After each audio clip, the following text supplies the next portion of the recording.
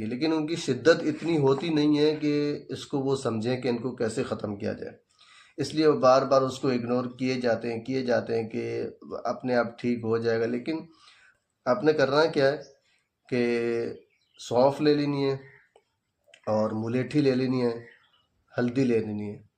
ये तीनों चीज़ें आप जो है 10-10 ग्राम ले लें।